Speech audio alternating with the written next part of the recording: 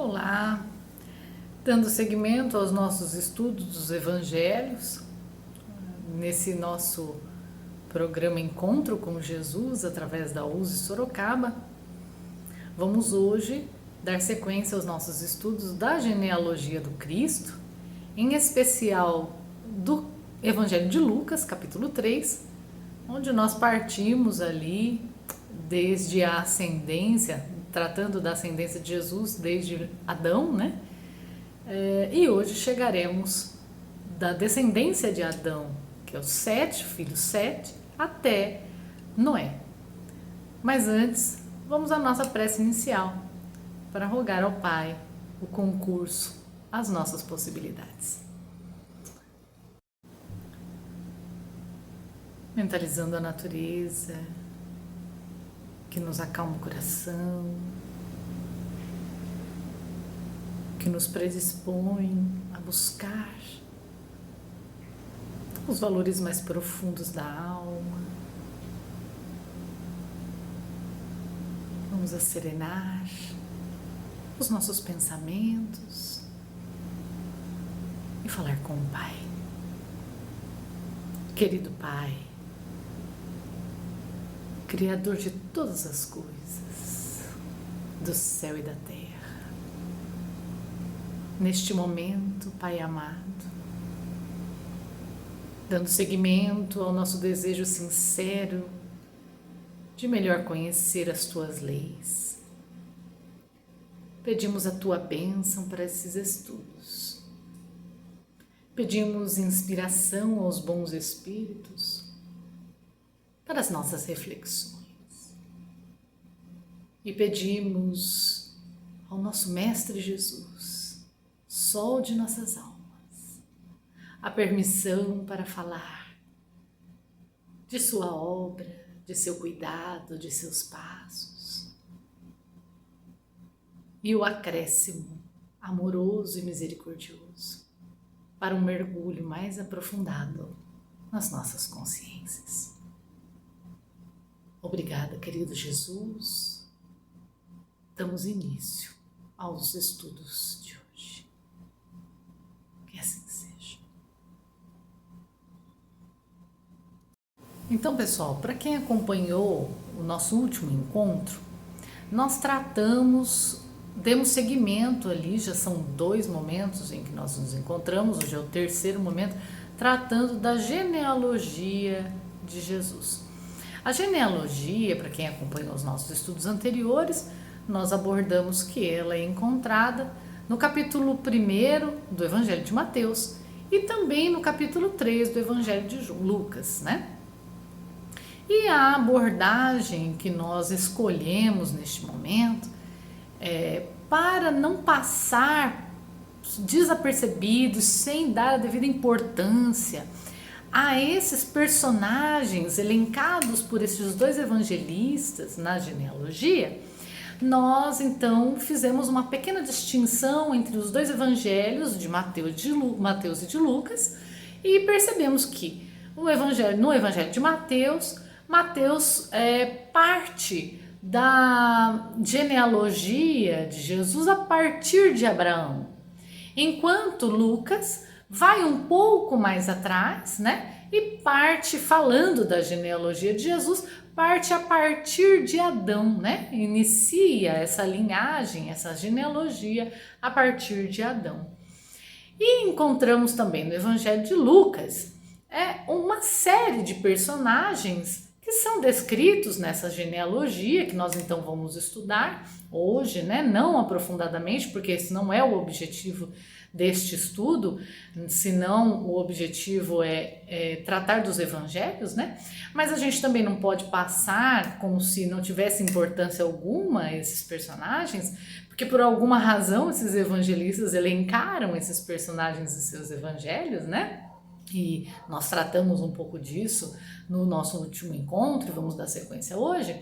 Então nós, como Lucas partiu a partir de Adão, nós começamos estudando Adão no nosso último encontro, e entre Adão e Abraão uma série de personagens são descritos.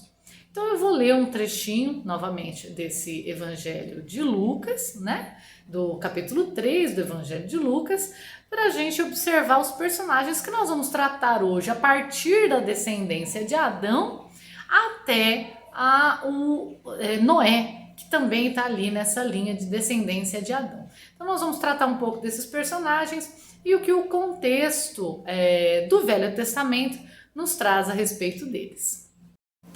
Então nós temos no Evangelho de Lucas, capítulo 3, no versículo 33, quando Lucas nos traz, no 35, perdão, gente. Nós temos quando Lucas nos traz assim, né?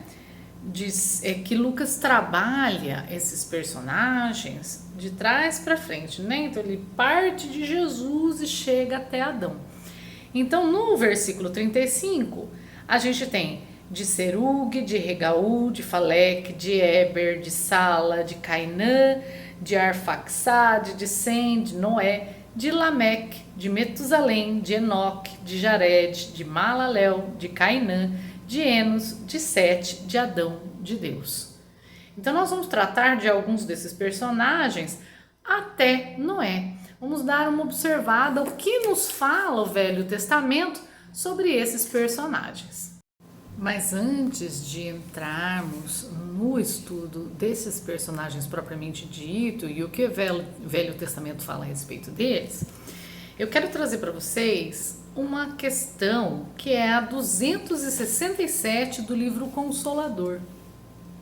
Então Chico pergunta para Emmanuel: qual a posição do Velho Testamento no quadro de valores da educação religiosa do homem?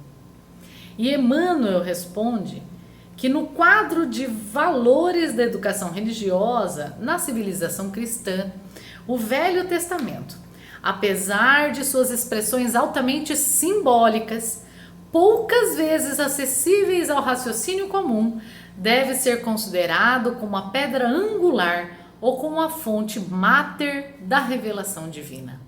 Então Emmanuel ele alça o Velho Testamento a condição de pedra angular, de fonte máter da revelação divina. Emmanuel nos chama a atenção da importância, e em outros momentos Emmanuel já dizia, né, que o Velho Testamento ele é a base, né, do edifício que nos conduz a Deus, como nós falamos no nosso último encontro. Emmanuel traz para nós a importância de buscarmos o entendimento da letra do Velho Testamento. Importante também a gente considerar que, como a gente tratou bastante no nosso último encontro, o Velho Testamento ele possui, como traz Emmanuel aqui também, uma alta expressão simbólica. É quase que uma poesia, né? É como uma poesia que o Haroldo costuma dizer que foi como um tecido, como que tecida ali por artesãos, né, da época, carinhosamente, né? E não foi escrito o Velho Testamento, nem tampouco os Evangelhos, não foram escritos em uma única ocasião. Eles foram escritos, reescritos, reestruturados pelos seus próprios autores até chegarem nas versões que nós temos hoje.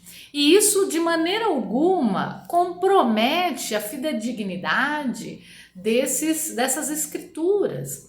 Uma vez que a espiritualidade e, sobretudo, Jesus, né, no comando de toda a evolução planetária, esteve à frente aí do controle dessa fidedignidade. Haroldo nos traz, inclusive num estudo que eu vou deixar o link para vocês, o quanto a espiritualidade cuidou dos evangelhos, por exemplo, que foram escritos inúmeras vezes pelas pessoas que dotavam de escrita na época, né? Escrito inúmeras vezes, reproduzido inúmeras vezes, é o livro mais escrito, mais reproduzido da história da humanidade.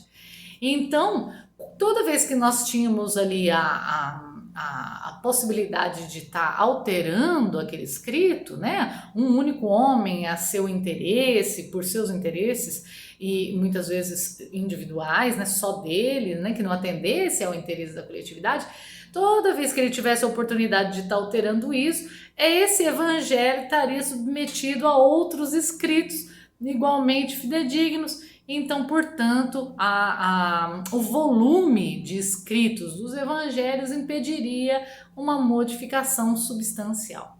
Então, quando nós tratamos de Velho Testamento, nós estamos tratando, assim como muitas vezes utilizado por Jesus esse recurso, de um conteúdo altamente simbólico, né, que expressa muitas vezes a cultura de uma época, de um povo, em especial do povo hebreu.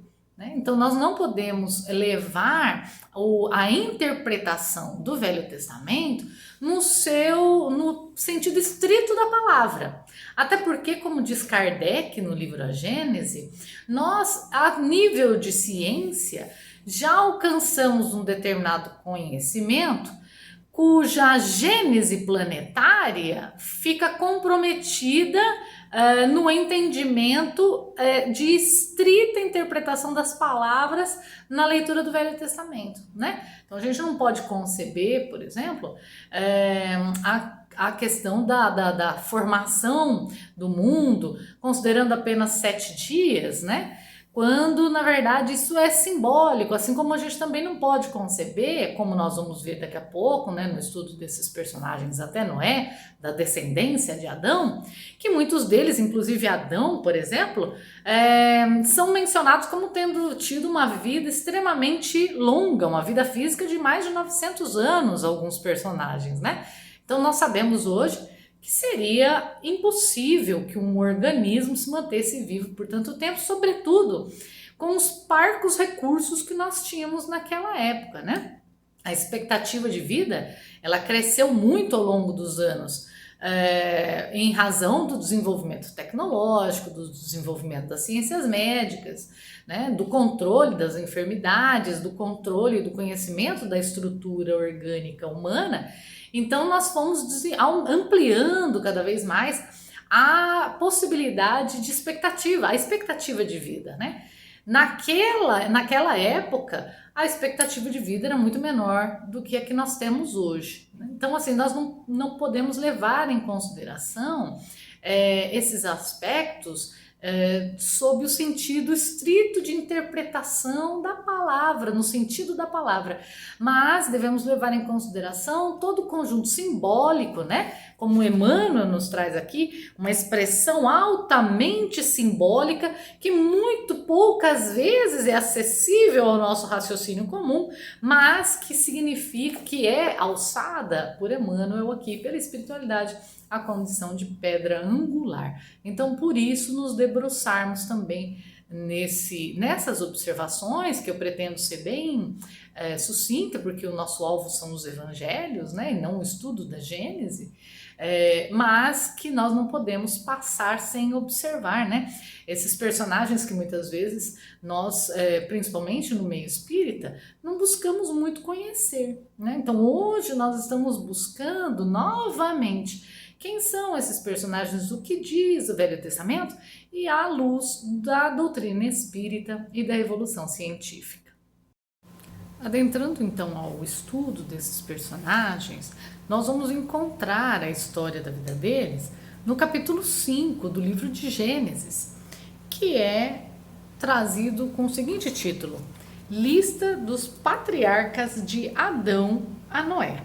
Então nós vamos ter no capítulo 5, desde o versículo 1 até o versículo 32, né? Nós vamos estar tratando aí de Adão até Noé. Então, eu não vou ler todo o texto aqui para vocês, mas convido vocês à leitura do capítulo 5 do livro de Gênesis, né? Falando sobre a lista dos patriarcas de Adão a Noé. E eu vou trazer um trechinho para que vocês consigam entender a síntese poética desse texto, né? Eis a lista da família de Adão. No dia em que Deus criou o homem, fê-lo à semelhança de Deus. Macho e fêmea, os criou, abençoou-os e lhes deu o nome de homem, no dia da sua criação, né? Referindo a homem como gênero, né? Humanidade, não como homem e mulher, sexualidade, né? Mas como grupo, né? Raça humana, né? Adão viveu 130 anos, a sua semelhança e segundo sua imagem gerou um filho, a quem deu o nome de Sete. Depois de Adão gerar Sete, seus dias duraram 800 anos e gerou filhos e filhas. Adão viveu ao todo 930 anos e morreu. Aí você deve estar se perguntando, né? Mas onde está Caim e Abel? Então nós temos ali, no capítulo 4 do livro Gênesis, né? Do livro do Gênesis, nós temos a história de Caim e Abel, né? Os primeiros filhos, a primeira geração de descendentes de Adão. Mas após a morte, né, de Abel, né, assassinado por Caim, como a gente encontra ali no capítulo 4 desse livro do Gênesis, e também o exílio de Caim, nós temos aqui na sequência, no capítulo 5, a descendência, uma nova descendência de Adão e Eva, que inicia através deste filho Sete, que Adão, segundo esse capítulo, ele concebeu aos 130 anos, né? Interessante esses tempos apresentados, né? E na sequência eu vou trazer mais um, que é esse filho Sete, né? Ele viveu 105 anos e gerou Enosh. Depois de ter gerado Enosh, Sete viveu 807 anos e gerou filhos e filhas. Sete viveu ao todo 912 anos e morreu, né? Então, assim, nós temos aqui numa sequência de Enosh, nós vamos para que Enosh gerou Quenã, Quenã gerou Mahalalel, Mahalalel gerou Iered, Iered gerou Enoque, Enoque Matusalém, né? O famoso Matusalém, conhecido pela longevidade dentro dos contextos históricos, né? Matusalém gerou Lemeque, Lemeque gerou Noé. Então nós seguimos aqui com uma lista, né, no capítulo 5, dos patriarcas a partir de Adão a Noé. Então, gente, o Velho Testamento, ele não quer trazer, né, a gente não pode interpretar que esses seres humanos viveram quase 1000 anos, né? Matusalém ali relatado como 969 anos de existência, né? Existem várias interpretações a respeito do porquê esses números, né? Desde interpretações no sentido de ter sido feita uma tradução equivocada, até interpretações de que seria possível uma longevidade tão grande na época, devido à ausência no início dessa geração de doenças, né? de enfermidades, né? E uma série de limitações orgânicas que hoje a gente enfrenta. No entanto, o que nós temos hoje, através da ciência, a notícia de uma grande longevidade, por exemplo, Jane Kalman, que desencarnou em 1997, chegou aos 122 anos. Nós temos uma longevidade hoje, estudada cientificamente, na casa de 100 a 125 anos, né? Essa é a maior longevidade que nós temos alcançado hoje com tantos recursos e desenvolvimentos médicos científicos, né? Um ponto muito interessante de ser observado, que Kardec aborda no livro A Gênese, é exatamente de que alguns aspectos envolvendo Adão e Eva precisam ser refletidos à luz da cultura da época e à luz de toda essa simbologia que Emmanuel nos adverte e que muitas vezes nós temos uma grande dificuldade de entender, né? Então, assim, Kardec nos traz assim, que quando Adão e Eva são expulsos do paraíso, se nós fôssemos partir da ideia de que Adão e Eva haviam sido criados naquele momento, em alma e em corpo, essas almas, esses espíritos seriam espíritos infantis, né? Seriam espíritos sem experiências anteriores, sem experiências ao ponto de que quando o Criador refere-se a Eva, né, como punição, dizendo que ela deveria parir na dor, né? Quando o Criador refere-se a Adão, dizendo que ele deveria alcançar o alimento através do suor de seu rosto, esses espíritos infantis houvessem sido criados naquele momento e eles não teriam sequer consciência do que seria parir na dor, né? Porque Eva, por exemplo, teria sido gerada da costela de Adão. Adão não teria tido o trabalho, né? São elementos que nos trazem, por exemplo, a ideia da consideração da doutrina espírita da reencarnação, né? São elementos que nos fazem refletir que, se nós considerarmos que Adão, quando nós falamos, quando lemos no Velho Testamento de Adão, nós não estamos nos referindo a um personagem, mas a uma geração, a um grupo de espíritos, nós então começamos a entender que estes espíritos, através de um processo de reencarnação, tiveram experiências anteriores, né? E chegamos aí, conforme todos os estudos da doutrina espírita, no livro A Caminho da Luz, no livro Brasil, Coração do Mundo, Pátria do Evangelho, nós chegamos então ao entendimento de que estes espíritos compunham um grupo de espíritos exilados de capela e iniciando um trabalho na Terra a partir desta experiência física mais rudimentar, vindo de um planeta já mais avançado para essa experiência física mais rudimentar, onde pelo equívoco, né, que ali Adão e Eva cometem simbolicamente no Velho Testamento, que seria representativo das fragilidades da condição humana, né? Quando eles cometem esse equívoco, eles precisam então buscar na rudeza deste mundo ainda mais primitivo o trabalho e as dores que lhes promoverão o regresso à casa do Pai. Então Kardec nos traz no capítulo 12 do livro A Gênese, né, do Pentateuco kardeciano, ele nos traz assim no item 23. Com efeito, admitamos que Adão e Eva já tinham vivido. Tudo se encontra justificado. Deus não lhes fala como crianças, mas como a seres em estado de compreenderem, e o que compreendem prova evidente de que têm uma aquisição anterior.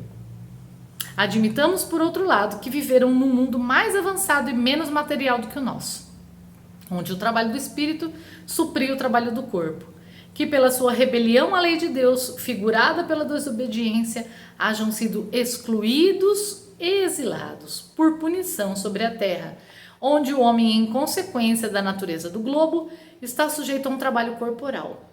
Deus tinha razão em lhes dizer: no mundo onde ides viver doravante, cultivareis a terra e dela retirareis o vosso alimento com o suor do vosso rosto.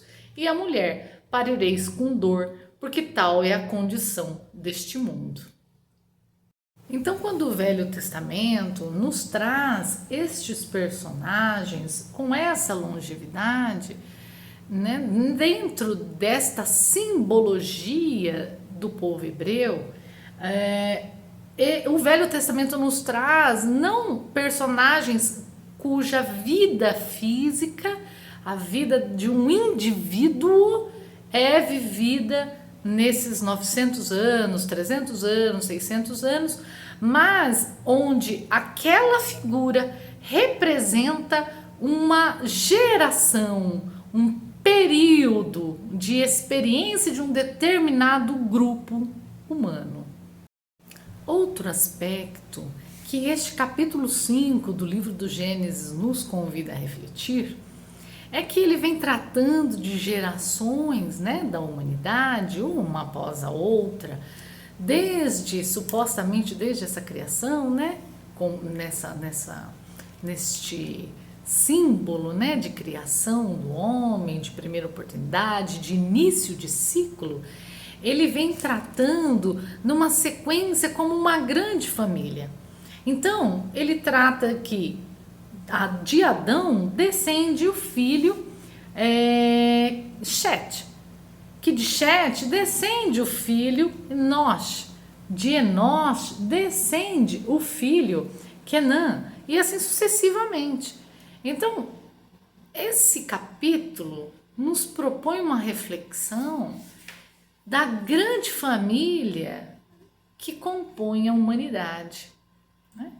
Não mais distinta, não no sentido de uma questão de herança genética, né? Até porque a gente tem aí, já comentamos isso no nosso último encontro, aquele momento em que Caim deixa a casa dos pais, né? E vai e encontra sua esposa em um outro povoado, em uma outra localidade, né? Então, de onde surgiu essa esposa? Se havia apenas Adão, Eva e os filhos Caim e Abel, que chegou a ser assassinado pelo irmão Caim.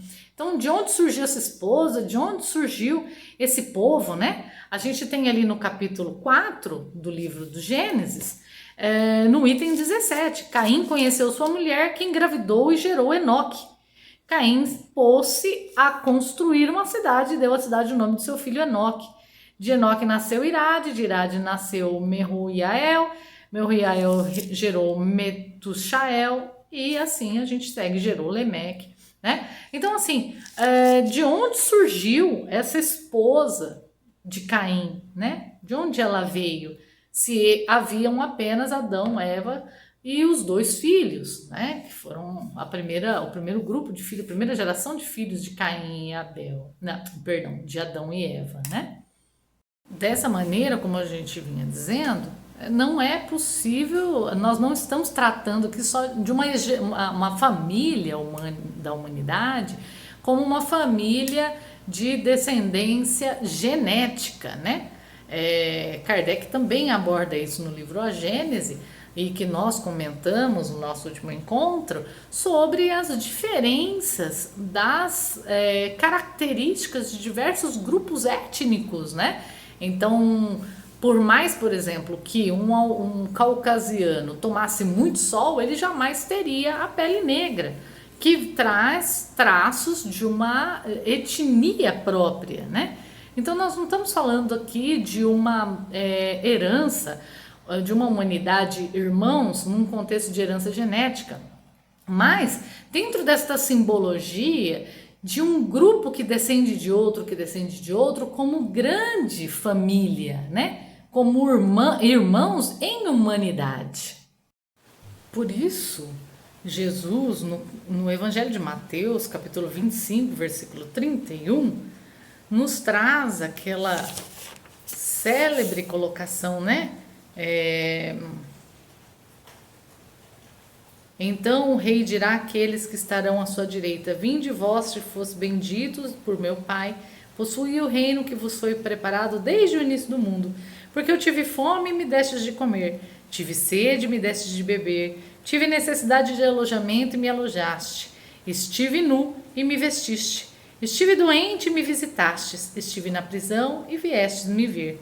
E então os justos lhe responderão: Senhor, quando foi que vos vimos com fome, vos demos de comer, ou com sede, vos demos de beber?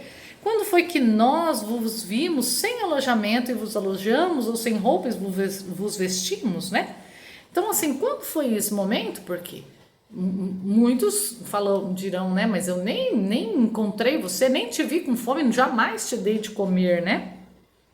E quando foi que vos vimos doente ou na prisão e viemos vos visitar? E o rei lhes responderá: eu vos digo em verdade, quantas vezes o fizestes com relação a um destes mais pequeninos de meus irmãos, foi a mim mesmo que o fizestes, né? Então Jesus traz essa ideia de humanidade enquanto irmandade, né? De maneira que o abandono a qualquer um implicaria no abandono do próprio Jesus, né? Do próprio Cristo.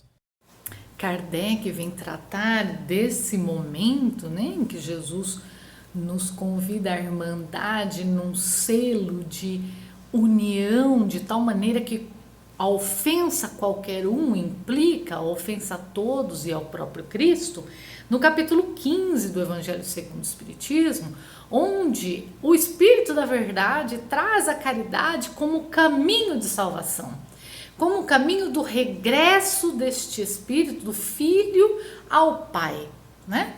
O regresso em razão do distanciamento que inclusive o livro do Gênesis, ao tratar do pecado cometido por Adão e Eva, pela violação do mandamento divino de não valer-se de determinado fruto, distanciamento em que ele vai retornar agora, né? Esse distanciamento existiu, essa dor existe em razão do distanciamento deste compromisso com Deus, né? E ele retorna agora, o convite de retorno é através do próximo.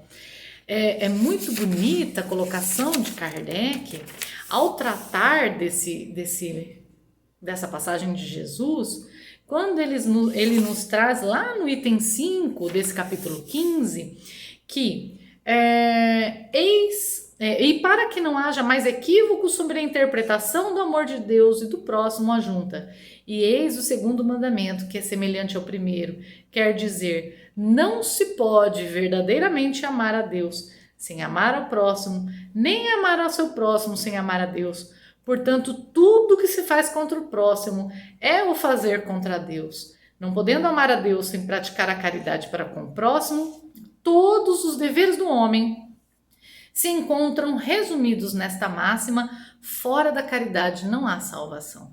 Então Kardec traz assim de uma maneira belíssima, né, poética, esse amor a Deus, esse regresso da criatura ao Criador que havia se distanciado pela rebeldia, né, pela desobediência. Ele traz este regresso através do próprio próximo, né, através do amor que nós dispensamos ao outro, porque não é possível amar ao próximo sem amar a Deus, nem amar verdadeiramente a Deus sem amar ao próximo. Nós percebemos o cuidado de Deus com a nossa vida, o cuidado deste Criador com toda a sua criatura, com toda a sua criação, nos mínimos detalhes da nossa existência. Quando nós buscamos encontrar esta conexão com Deus, quando nós buscamos encontrar a expressão de Deus na nossa existência, nós encontramos infinitas vezes em que nós somos tutelados, resguardados pelo Criador para o nosso bem, para o nosso progresso. Um ponto interessante para a nossa reflexão é de que o cuidado de Deus não se dá no sentido de atender os caprichos da infância humana. Nós, como pais, não atendemos aos caprichos dos nossos filhos, que ainda, num momento de pouco discernimento, não podem escolher, fazer escolhas com segurança para si mesmo, a título de amor. Então nós não medimos o nosso amor pelo nosso filho, nem somos medidos uns aos outros e nem podemos ser medidos por eles no atendimento a esses caprichos. Uma criança de 2, 3 anos não pode ser atendida se ela quiser brincar com uma faca afiada, né? Nenhum pai, nenhuma mãe, em sã consciência, vai atender o capricho da criança que vê a faca lá brilhante em cima da pia e vai entregar porque essa criança quer ir atender aos caprichos e aos desejos dela, ainda que infantil seria a expressão de amor. Nenhum pai e nenhuma mãe em sã consciência faz isso. Nós medimos aquilo que é necessário e aquilo que é importante para os nossos filhos. Não é porque o filho gosta de um remédio que nós o medicamos. Nós medicamos o filho porque ele precisa, ainda que esse medicamento seja ruim, seja difícil, ainda que seja uma injeção, né? Naquele momento, aquela criança não quer aquilo, né? Mas nós, como pais, sabemos que aquilo é importante para aquele filho e nós tomamos a decisão dentro daquilo que é mais importante para ele.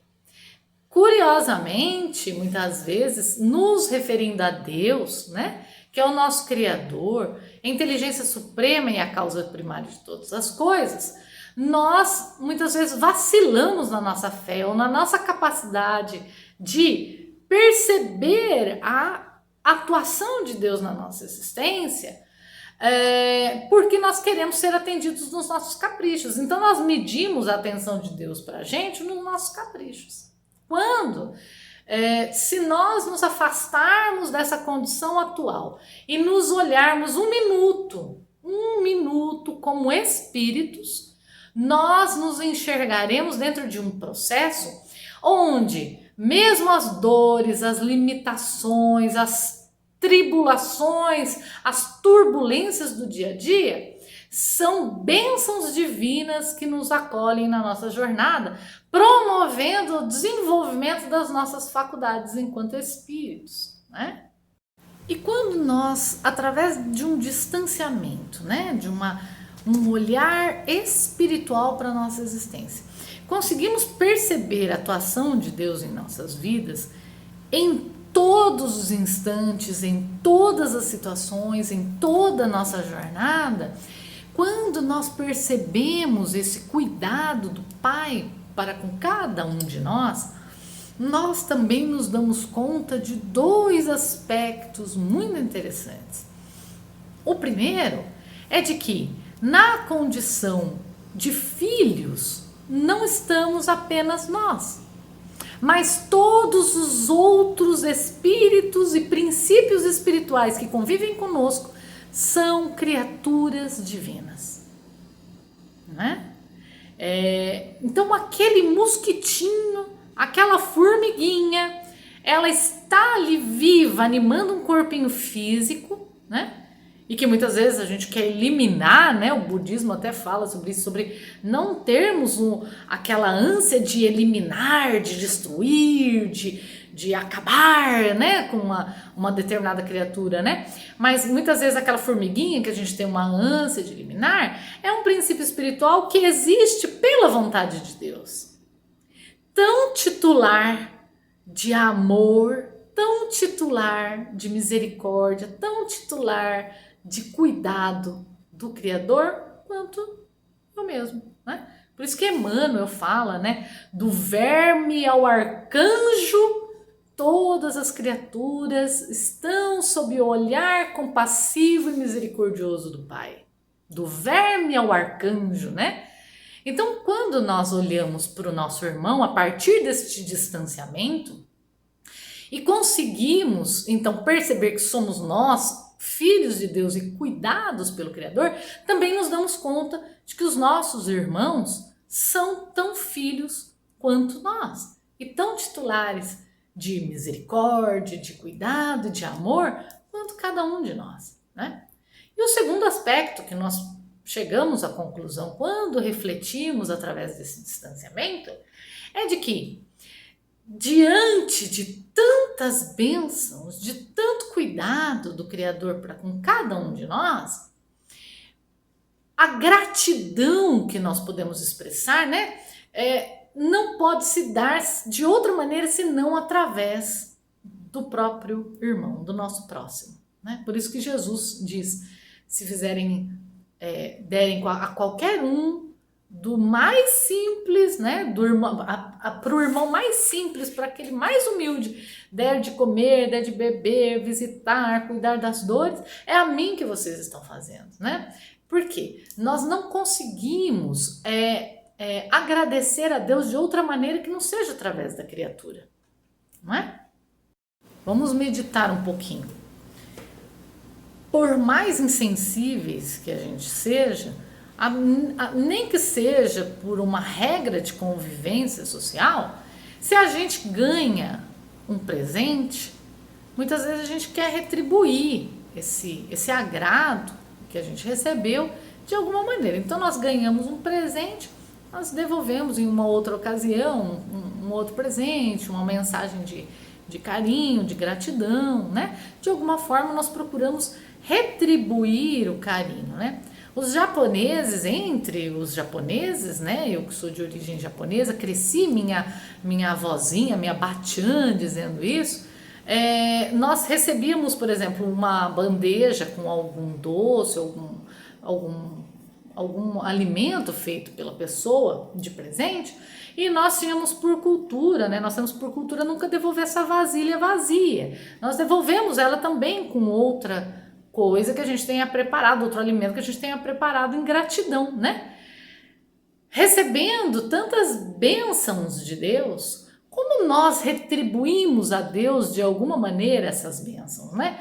Então Deus não se personificará em momento algum na porta da nossa casa para receber uma fatia de bolo, né? Para a gente convidar ele para tomar um café, para convidar ele para jantar conosco, ou para a gente presentear, né? No aniversário, no fim de ano, a gente nunca vai ter essa situação, né? Essa personificação divina.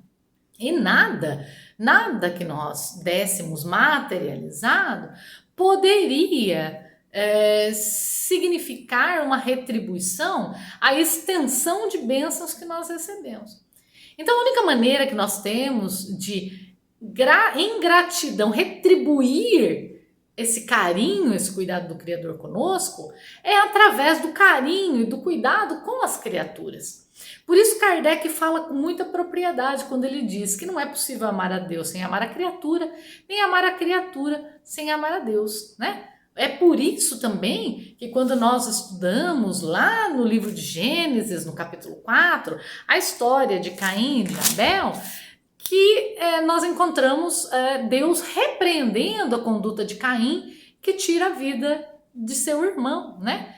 Dizendo para ele, Caim, onde está seu irmão, né? Então, não foi dado a Caim nenhuma autoridade de vida e morte sobre seu irmão, nenhuma autoridade de fazer qualquer mal a esse irmão. Pelo contrário, Deus esperava que ele tratasse bem a este irmão, né? Então, com acerto, nós estamos tratando aí no Evangelho segundo o Espiritismo, Kardec nos traz, o Espírito da Verdade nos traz, que fora da caridade não há salvação, né? Partindo então para o encerramento dos nossos estudos e reflexões de hoje a respeito da genealogia de Jesus, através da descendência, né, de Adão até Noé, nós vemos lá então do capítulo do livro de Gênesis, do capítulo 5 até o capítulo 10, né, até o capítulo 9, final do capítulo 9, nós vemos então as descendências, né, de Adão, tratando aí desses patriarcas da humanidade, né, lembrando a colocação do Espírito da Verdade a respeito de quanto tempo antes de Jesus haveria vivido a raça adâmica, né? E o Espírito da Verdade confirmando um período de 4 anos, que era o que nós assinalamos pelos estudos, né? Nós temos aí um grupo de uma geração de 4.000 anos, mas que do capítulo 5 até o capítulo 9, no capítulo 5 até o final, ele vai até o versículo 32, nós vamos tratar aqui sobre toda essa lista da família de Adão, né, até Noé. A partir do capítulo 6, gente, nós vamos tratar da figura Noé e seus familiares até o final do capítulo 9 do livro do Gênesis, quando então no capítulo 10 nós entramos de Noé, no título de Noé a Abraão. Então no nosso próximo encontro nós vamos tratar um pouquinho dessa figura, né, desse personagem trazido pelo livro de Gênesis, que é Noé, um dos descendentes de Adão ali após, né, filho de Lemeque, né? Noé. Então nós vamos tratar de Noé no nosso próximo encontro. Quem quiser antecipar as leituras do capítulo 6 até o capítulo 9 do livro de Gênesis, e daí nós entramos então no estudo de Abraão.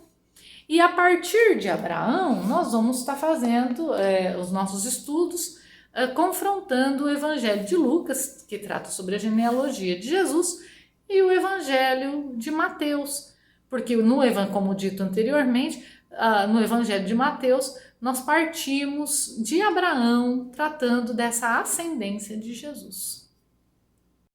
Pessoal, eu queria trazer para vocês mais uma vez, reforçar a ideia de que o nosso objetivo não é tratar aqui do livro Gênesis, né, do Velho Testamento. Nosso objetivo é tratar dos evangelhos de Jesus, por isso esse momento foi nomeado como Encontro com Jesus, né? Então a proposta desses nossos encontros é nos encontrarmos com Jesus através dos evangelhos, dos 4 evangelhos que nós temos, através das cartas de Paulo, né? Da epístola de Pedro. Então, a partir dessas leituras, encontrarmos com Jesus, resgatarmos as marcas do Cristo em nós.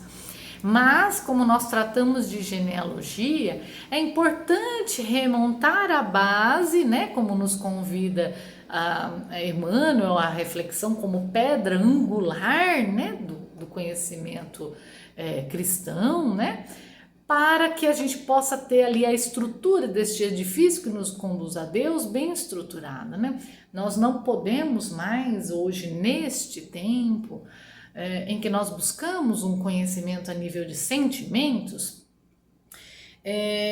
fazermos uma leitura por cima, né? Sem considerar que existem pontos que nos chamam a atenção e deixam pontos de dúvidas para nós, e sem nos debruçarmos em busca deste conhecimento, né? Nós sabemos o quanto a espiritualidade tem nos assistido, tem nos auxiliado, para que a gente encontre quando estamos em busca, para que se abram as portas quando nós buscamos bater para nelas entrar, né?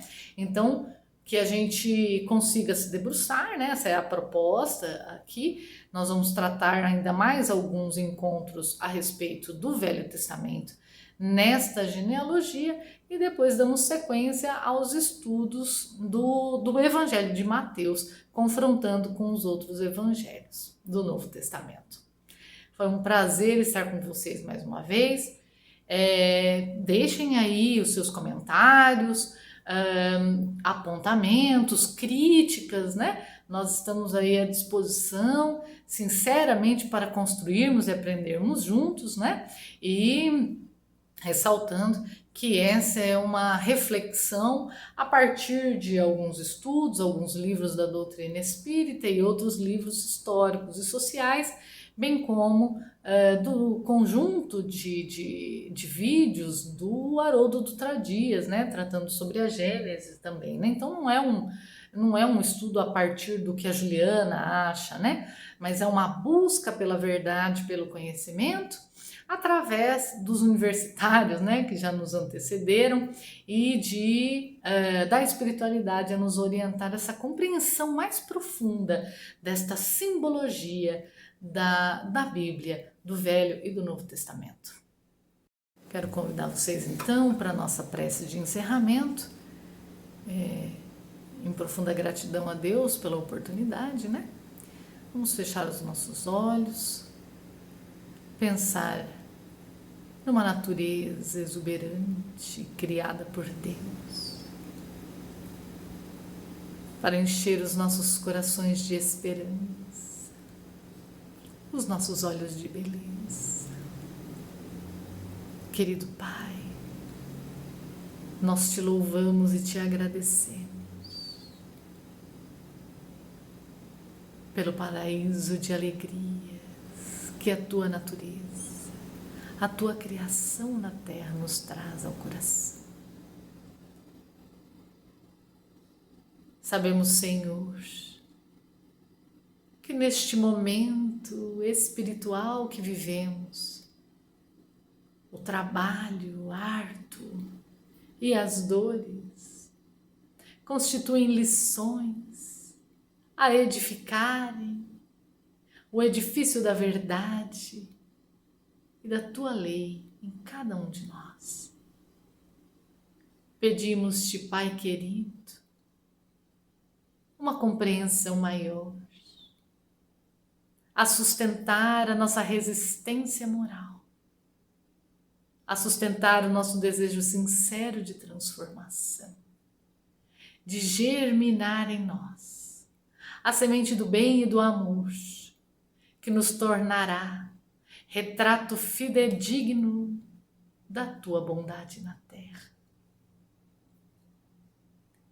Que este momento seja para cada um de nós de reflexão mais profunda sobre a caridade e sobre os caminhos que podemos percorrer para chegarmos às dores e flagelos humanos e ali levar a nossa contribuição de alívio, de caridade.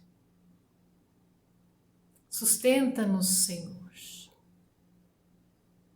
na perseverança neste caminho que hoje desejamos seguir.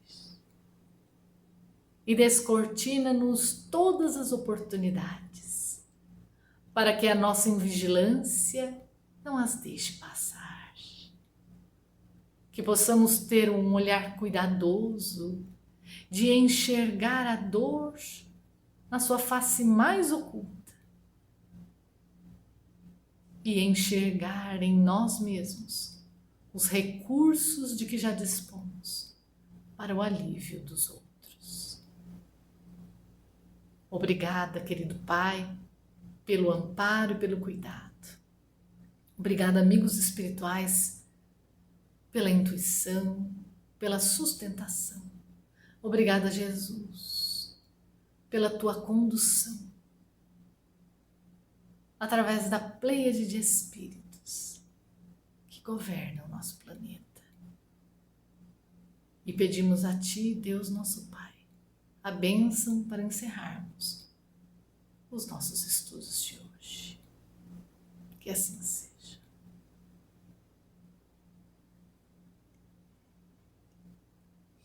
Muito obrigada, pessoal, pela oportunidade. Espero ter atendido. Aguardo os comentários de vocês. Até o nosso próximo encontro. Fiquem na paz de Jesus. Até mais.